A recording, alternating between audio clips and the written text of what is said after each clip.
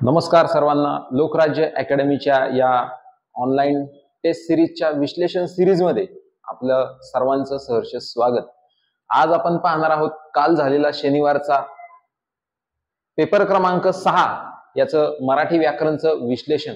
अगदी 12 ते 15 मिनिटांमध्ये मराठीमध्ये तुम्ही 25 पैकी 25 असे आउट ऑफ मार्क्स घेऊ शकता. तत्पूर्वी जर तुम्ही चॅनलवरती नवीन असाल तर चॅनलला लाईक करा, शेअर करा, सबस्क्राईब करा. त्याचबरोबर या टेस्ट सिरीज तुम्हाला जर पीडीएफ मध्ये फ्री ऑफ कॉस्ट हवे असतील तर तुम्ही टेलिग्राम चॅनलला आपल्या भेट देऊ शकता.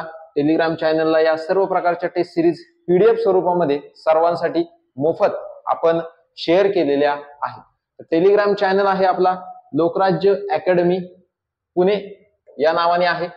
हा लोगो या ठिकाणी मित्रांनो पाहायचा आहे. हा लोगो असेल तर या चॅनलला लाईक करा, शेअर करा, फॉलो करा, सबस्क्राईब करून ठेवा, जेणेकरून सर्व प्रकारच्या इथून पुढच्या टेस्ट आणि इथून मागच्या टेस्ट ह्या तुम्हाला फ्री ऑफ कॉस्ट मध्ये मिळतील. त्याचबरोबर आपला व्हॉट्सअपचा देखील चॅनल आहे लोकराज्य टेस्ट सिरीज 1.0 या नावाने. त्याचबरोबर आपलं इंस्टाग्राम पेज देखील आहे Lokrajya academy police Bharti passion या नावाने एक आहे. या सर्व चॅनल्स वरती आपली ही test series free of cost संपूर्ण महाराष्ट्रासाठी उपलब्ध करून देण्यात आलेली आहे. चला सुरुवात करूया आपण.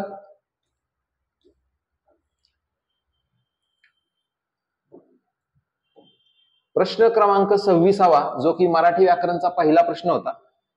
प्रश्न आहे, क्षुद्र माणसे क्षुद्र वस्तूंना भाळतात. आपण अतिशय वेगाने हे 25 प्रश्न मराठीचे टॅकल करणार आहोत, जेणेकरून तुम्हाला गणित आणि बुद्धिमत्ता या विषयांसाठी जास्त वेळ देता येईल आणि मराठीचे प्रश्न 15 ते 12 मिनिटांमध्ये कशा प्रकारे तुम्ही आउट ऑफ मार्क्स घेऊ शकता आपण सुरुवात करूया. चला टाइम नोट डाऊन करून ठेवा.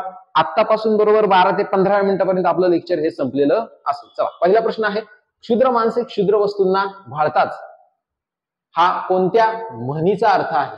तर करावे तसे भरावे अजिबात नाही, अति तेथे माती अजिबात नाही, खान तशी माती अजिबात नाही, तर कोल्हा काकडीला राजी. कोल्हा काकडीला राजी हे आहे याचं योग्य उत्तर. पुढचा प्रश्न, पळसाला पाणी तीनच ह्या म्हणीचा अर्थ काय आहे? म्हणजे हाच की तुम्ही कोठेही जा मनुष्य स्वभाव हा तुम्हाला सारखाच पाहायला मिळणार आहे. चला पुढचा प्रश्न आहे, मागून जन्मलेला समूहदर्शक शब्द ओळखा. तर अपूर्व अजिबात नाही, अजात शत्रू अजिबात नाही, ज्याला कोणीही शत्रू नाही असा. याचं योग्य उत्तर आहे विद्यार्थी मित्रांनो ते म्हणजे अनुज. अनुज म्हणजे मागून जन्मलेला, अग्रज म्हणजे आधी जन्मलेला. चला पुढचा प्रश्न, विरुद्धार्थी शब्द अयोग्य जोडी ओळखायची. मित्रांनो काय विचारले? अयोग्य जोडी ओळखा. गुण आणि दोष बरोबर जोडी आहे, आवक जावक बरोबर जोडी आहे, इहलोक परलोक ही सुद्धा बरोबर जोडी आहे. तर अतिवृष्टी आणि दूरदृष्टी हा या ठिकाणी चुकीचा पर्याय आहे, कारण अतिवृष्टी असेल तर अतिवृष्टीच्या विरुद्ध येतं ते म्हणजे दुष्काळासारखी परिस्थिती. चलो पुढचा प्रश्न, समानार्थी शब्द ओळखा. त्यापैकी विसंगत घटक, समानार्थी शब्दापैकी विसंगत घटक ओळखायचा आहे. म्हणजे या ठिकाणी 4 पर्याय दिले, त्यातले 3 पर्याय हे एकाच अर्थाचे असणार आहे, ते एकमेकांना समानार्थी असणार आहे. एक शब्द हा फक्त काय असणार आहे? विसंगत असणार आहे. तर कावळा, त्याचबरोबर दुसरा आहे काक. काक म्हणजेच कावळा आणि वायस म्हणजे देखील कावळा. याचबरोबर कावळ्यासाठी अजून एक शब्द आहे तो म्हणजे एकाक्ष. म्हणून योग्य पर्याय विसंगत घटक ओळखा. तर पर्याय क्रमांक 4 हे आहे आपलं योग्य उत्तर. काळोख म्हणजे अंधार, रात्र. पुढचा प्रश्न, कडा कडा फोड नथ. सर्वात अवघड हा प्रश्न विद्यार्थ्यांना वाटला आहे कालच्या टेस्ट सिरीज मध्ये, कारण काहीच समजलं नाही की नेमकं काय आहे. कडा कडा फोड नथ उडव उडू मक्षिका या काव्य पंक्तीतून काव्याचा कोणता रस दिसून येतो? रस हे एकूण 9 प्रकारचे आहेत आणि त्याचबरोबर त्यांचे स्थायी भाव देखील आहेत. तर या ठिकाणी कडा कडा फोड नथ उडव उडू मक्षिका, आपण पर्यायाकडे जाऊयात. ओज, ओज म्हणजे शक्ती किंवा बल असा याचा अर्थ आहे. पुढे आहे माधुर्य, पुढे आहे प्रसाद आणि पुढे आहे शांत. तर प्रसाद आणि माधुर्य हा कुठल्याही प्रकारचा रस नाहीये किंवा रसाचा स्थायी भाव नाहीये. तर शांत रस, यातून आपल्याला शांतता किंवा शांतता दिसत नाहीये. कडा कडा फोड नथ या ठिकाणी शक्ती, बल किंवा ओज हे आहे आपलं याचं योग्य उत्तर. चला पुढचा प्रश्न, कोणता शब्दांच्या नवरसाचा प्रकार नाही. नवरसाचा म्हणजेच 9 रसांपैकी कोणता एक रसाचा प्रकार नाहीये. तर वीररस आहे, हास्यरस आहे, प्रसाद रस या ठिकाणी नाहीये, रौद्र रस सुद्धा आहे. तर एकूण रस आहेत 9 विद्यार्थी मित्रांनो. तर प्रसाद हा रस या ठिकाणी नाही, योग्य पर्याय आहे प्रसाद. चला पुढचा प्रश्न. जे चकाकते ते सोने नसते हा वाक्याचा कोणता प्रकार आहे? पहा विद्यार्थी मित्रांनो, लक्षात घ्या. या ठिकाणी जर आपण पाहिलं तर वाक्यांचे जे काही प्रकार आहेत, तर वाक्यांच्या प्रकारामध्ये मिश्र वाक्य येतं, संयुक्त वाक्य येतं आणि केवल वाक्य येतं. मिश्र वाक्य जर आपण पाहिली तर मिश्र वाक्य ही स्वरूपबोधक, कारणबोधक, उद्देशबोधक आणि संकेतबोधक या 4 उभयान्वयी अव्ययांच्या प्रकाराने जोडलेली असतात. आणि म्हणून इथं जर आपण पाहिलं तर जे ते हे संकेतार्थी वाक्यामध्ये येते. हे संकेतार्थी वाक्य येते कारण याच्यामध्ये जे ते या संबंधी उभयान्वयी अव्ययाने आपल्याला हे जोडलेले दिसून येते. म्हणून या ठिकाणी योग्य पर्याय आहे विद्यार्थी मित्रांनो ते म्हणजे मिश्र वाक्य. चला पुढचा प्रश्न. वाक्याच्या क्रियापदाच्या रूपावरून खालीलपैकी कोणता वाक्याचा प्रकार होत नाही? आता पहा विद्यार्थी मित्रांनो, गेल्या वेळेसही हा प्रश्न होता. यावेळेस रूपावरून विचारलंय, गेल्या वेळेस अर्थावरून विचारलेलं होतं. म्हणून वाक्याच्या क्रियापदाच्या रूपावरून जर आपण पाहिलं तर स्वार्थी क्रियापद असतं, आज्ञार्थी असतं, संकेतार्थी असतं, मात्र संयुक्तार्थी असं कुठल्याही प्रकारचं क्रियापद नसतं. याच्याऐवजी विद्यार्थी हे क्रियापद आपल्याला पाहायला मिळतं. म्हणून कुठला प्रकार नाहीये क्रियापदाच्या रूपावरून तर संयुक्तार्थी. चला पुढचा प्रश्न. कोणता शब्द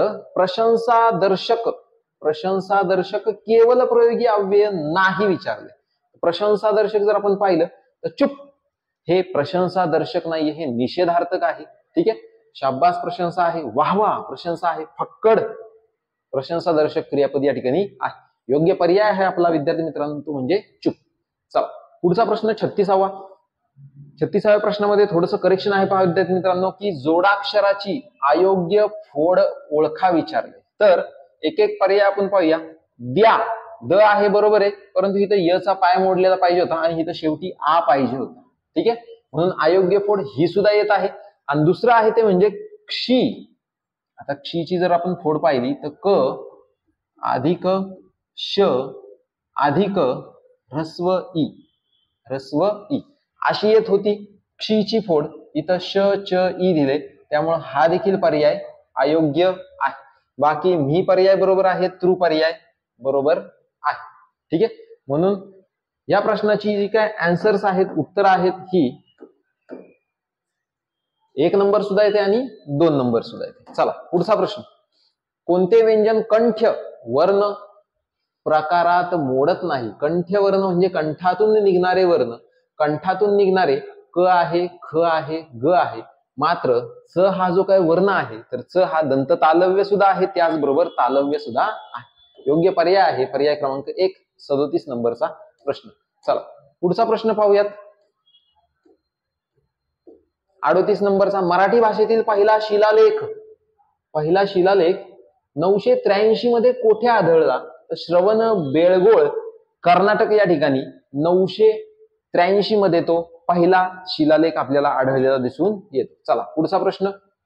अभिनेता या शब्दाचे स्त्रीलिंगी रूप खालीलपैकी कोणते आहे? तर अभिनेता जर असेल तर अभिनेत्री येते, अभिनेती नाही. ठीक आहे. नेता होऊ शकत नाही, राजकीय पुढारी सुद्धा होऊ शकत नाही. म्हणून योग्य पर्याय आहे आपला अभिनेता, अभिनेत्री. चला पुढचा प्रश्न. शिकेकाई हा सामासिक शब्द कोणत्या भाषेतील आहे? शिकेकाई हा सामासिक शब्द कोणत्या भाषेतील आहे? तर तामिळी शब्द होऊ शकत नाही, कारण तामिळची लिपीली सार मठ्ठा असे शब्द येतात. पुढं तेलुगू जर आपण पाहिलं तर तेलुगू, ताला, आनरसा, शिकेकाई, किडूक मिडूक हे शब्द तेलुगू शब्दामध्ये येतात. योग्य पर्याय आहे आपला 2 नंबरचा. अरबी येऊ शकत नाही, कानडी येऊ शकत नाही, तामिळ येऊ शकत नाही. योग्य पर्याय आहे पर्याय क्रमांक 2. चला पुढचा प्रश्न.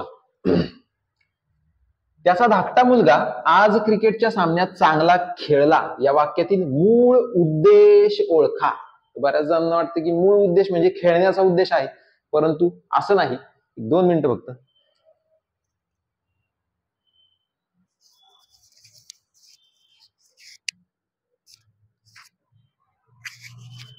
चला, माईक वगैरे व्यवस्थित आहे, आवाज येतो सर्वांना? ठीक, चलो. पहा, वाक्यातील मूळ उद्देश ओळखायला लावलाय आणि वाक्यातील मूळ उद्देश हा असतो वाक्यातील कर्ता. वाक्यातील मूळ उद्देश हा असतो वाक्यातील कर्ता आणि वाक्यातील विधेय हे असतं वाक्यातील क्रियापद. म्हणून सर्वप्रथम तर आपल्याला या ठिकाणी कर्ता ओळखता आला पाहिजे. कर्ता ओळखण्यासाठी आपल्याला यातलं क्रियापद ओळखणं खूप गरजेचं आहे. क्रियापद आहे खेळला, म्हणून खेळणारा कोण आहे तर मुलगा आहे, फक्त मुलगा नसून त्याचा धाकटा मुलगा आहे. म्हणून या ठिकाणी जर योग्य पर्याय आपण पाहिला तर योग्य पर्याय येतो तो म्हणजे मुलगा. ठीक आहे, मूळ उद्देश आहे वाक्यातील मुलगा आणि या उद्देशाबाबत विशेष माहिती सांगणारे शब्द आहेत त्याचा धाकटा, म्हणून त्याचा धाकटा हे येणार वाक्यातील उद्देश विस्तार आणि त्याचा धाकटा मुलगा हा टोटली भाग येणार तो म्हणजे उद्देशांग. ठीक आहे, चलो पुढे जाऊयात. विद्याधन हा सामासिक शब्द कोणत्या समासाचा प्रकार आहे? द्विगु समास होऊ शकत नाही, कुठलाही संख्यादर्शक पहिलं पद दिसून येत नाहीये. मध्यम पद लोपी येणार नाही कारण मधल्या पदाचा लोप या ठिकाणी झालेला दिसत नाहीये. द्वंद्व समास हा देखील येणार नाही कारण याच्यामध्ये इतरेतर द्वंद्व किंवा वैकल्पिक द्वंद्व किंवा समाहार द्वंद्व अशा प्रकारचे कुठलेही त्या शब्दाची फोड आपल्याला दिसून येत नाही. म्हणून हा समास जो काय आहे हा कर्मधारय समासामध्ये येतो. कर्मधारय समासाची व्याख्या सर्वांनी मला कमेंटमध्ये टाकायची आहे. चला पुढचा प्रश्न. साप बिळातून बाहेर आला. साप बिळातून बाहेर गेला. अधोरेखित शब्दाला कोणत्या विभक्तीचे प्रत्यय लागलेले आहेत? ऑफकोर्स या ठिकाणी जर आपण पाहिलं तर ऊन हून वियोग आपल्याला झालेला दिसतोय साप आणि बिळाचा, म्हणून योग्य पर्याय आहे या ठिकाणी पंचमी विभक्ती प्रत्यय. ऊन हून पंचमी विभक्तीचे प्रत्यय आहेत आणि पंचमी विभक्तीचा कार्यकर्ता आहे वियोग किंवा दुरावा किंवा कर्ता कर्म करण संप्रदान अपादान, अपादान वियोग दुरावा. चला पुढचा प्रश्न. आरोग्याकडे दुर्लक्ष करू नको. आरोग्याकडे दुर्लक्ष करू नको शेवटी जर आपण पाहिलं तर ओ आहे. या वाक्यातील क्रियापदाच्या अर्थावरून वाक्याचा प्रकार कोणता आहे? ऑफकोर्स या ठिकाणी शेवटी ओ आहे तर आज्ञार्थी आहे. आरोग्याकडे दुर्लक्ष करू नको अशी सरळ सरळ या ठिकाणी आज्ञा दिलेली दिसती आहे. स्वार्थी होणार नाही काळाचा बोध होतोय नुसता. विद्यार्थी होणार नाही वाक्याच्या शेवटी वाविवे पाहिजे. संकेतार्थी होणार नाही कारण संकेतार्थीसाठी वाक्यामध्ये अट असावी लागते. जर आज्ञा दिलेली असेल वाक्यातून तर त्या ठिकाणी आज्ञार्थी क्रियापद आपल्याला पाहायला मिळतं. चला पुढचा प्रश्न. 45वा. माझा आनंद द्विगुणित झाला. माझा आनंद द्विगुणित झाला. अधोरेखित शब्द कोणत्या विशेषणाचा प्रकार आहे? प्रत्येक टेस्ट सिरीज मध्ये 25 पैकी 24 प्रश्न मी सोडून घेणार. एका प्रश्नाचं उत्तर मात्र तुम्ही द्यायचं आहे. म्हणून या ठिकाणी जर आपण पाहिलं द्विगुणित हा विशेषणाचा कोणता प्रकार आहे सर्वांनी मला कमेंट बॉक्स मध्ये सांगायचं आहे. चला पुढचा प्रश्न. प्रयोगाचे मुख्य प्रकार किती आहेत? प्रयोगाचे मुख्य प्रकार जर आपण पाहिले तर मुख्य प्रकार येतात फक्त 3. कर्तरी प्रयोग, कर्मणी प्रयोग आणि भावे प्रयोग. चला पुढचा प्रश्न. ते परदेशी गेले तेथून नव्या कल्पना घेऊन आले. या वाक्याचे केवल वाक्य कसे होईल? ते परदेशी गेले तेथून नव्या कल्पना घेऊन आले. ऑफकोर्स या ठिकाणी जर आपण पाहिलं तर त्यांनी परदेशातून येतेवेळी नव्या कल्पना आणल्या. त्यांनी परदेशातून येतेवेळी नव्या कल्पना आणल्या हे आहे याचं योग्य उत्तर. परदेशातून त्यांनी नव्या कल्पना आणल्या हे होऊ शकत नाही. त्यांच्या नव्या कल्पना परदेशातून आल्या होऊ शकत नाही. ते जेव्हा परदेशी गेले तेव्हा नव्या कल्पना आणल्या होऊ शकत नाही. याच्यामध्ये सुद्धा हे संकेतार्थीमध्ये येईल त्यामुळे हे सुद्धा येणार नाही. मिश्र वाक्य येईल त्यामुळे योग्य पर्याय आहे पर्याय क्रमांक 2. चला 48 नंबरचा प्रश्न. खालील शब्दांमधून शुद्ध शब्द ओळखा. शीर्षक होऊ शकत नाही, शीर्षक होऊ शकत नाही, शीर्षक होऊ शकत नाही. योग्य पर्याय आहे पर्याय क्रमांक 4. पुढचा प्रश्न 49वा. पूर्वी शिक्षक चांगले शिकवत. पूर्वी शिक्षक चांगले शिकवत होते नक्कीच, कारण खूप सारा मार आपल्याला शालेय जीवनामध्ये शिक्षकांनी दिलेला आहे आणि म्हणून पूर्वी शिक्षक चांगले शिकवत असं बऱ्याच वेळा म्हटलं जातं. चलो अधोरेखित शब्द कोणत्या क्रियाविशेषण अव्ययाचा प्रकार आहे? तर पूर्वी म्हणजे या ठिकाणी काळाचा बोध होतोय म्हणून कालवाचक क्रिया विशेषण अव्यय. पुढचा प्रश्न. काखेत कळसा शेवटचा प्रश्न आहे. खालील म्हणीचा अर्थ ओळखा. खालील म्हणीचा अर्थ ओळखा. काखेत कळसा आणि गावाला वळसा. पहा पर्याय क्रमांक 1 जर आपण पाहिला, नसलेल्या गुणांचा भंपकपणा होऊ शकत नाही, कडक शिस्त भोगणे होऊ शकत नाही, वस्तू जवळच असून इतरत्र शोधणे. बरोबर ना, काखेत कळसा आहे आणि गावभर वळसा मारत बसतोय. ठीक आहे, त्यामुळे योग्य पर्याय आहे पर्याय क्रमांक 3. क्षुल्लक गोष्टींसाठी नाहक वेळ खर्च करणे हे सुद्धा होऊ शकत नाही. पर्याय क्रमांक 3 हा आहे आपलं योग्य उत्तर. चला पहा, अशा प्रकारे आपण, मला वाटतं मी एकदा वेळ पाहतो.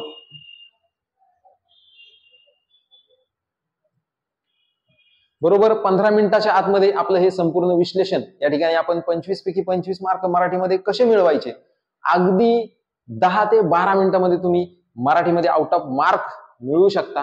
त्यासाठी तुम्हाला आपल्या अकॅडमीला व्हिजिट करायची आहे. आपली पोलीस भरतीची बॅच ही नेक्स्ट येत्या सोमवारपासून म्हणजे उद्या सुरू होत आहे. सर्वांनी डेमो लेक्चर देखील तुम्ही करू शकता. 2 ते 3 दिवस डेमो करा, त्यानंतरूनच ठरवा ही अकॅडमी योग्य आहे की नाही. 100% हमी देणाऱ्या ज्या काही अकॅडमी आहेत या सरळ सरळ तुमच्या फसवणूक करणाऱ्या असतात, म्हणून ते 100% आम्ही हमी देतो असं म्हणतात, स्टॅम्प पेपरवरती लिहून देतो असं म्हणतात.